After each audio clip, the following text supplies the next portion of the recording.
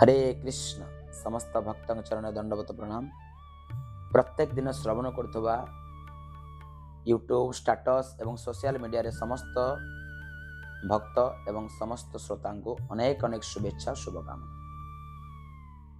आज आम श्रवण करवा श्रीमद् भगवत गीता मौलिक रूप से सप्तम अध्याय ज्ञान विज्ञान युग श्लोक संख्या 16 भगवान अर्जुन को कहते चतुर्विधा भजन्ते मां जनाः सुकृतिनो अर्जुन आर्त जिज्ञासुर अर्थी ज्ञानी च भरतर्षभ।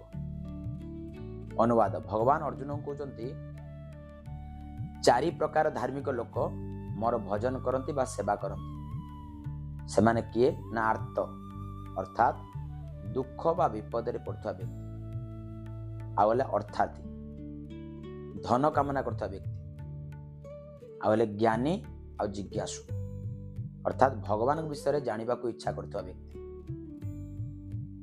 ताले ये चारि प्रकार व्यक्ति विशेष माने भगवान को प्रार्थना करती, भजन करती बा सेवा करती। आपण माने जानि पारले तेन आपण माने केउथरे जाउतंती ता आपण कमेंट करी जणैबे। हरे कृष्ण।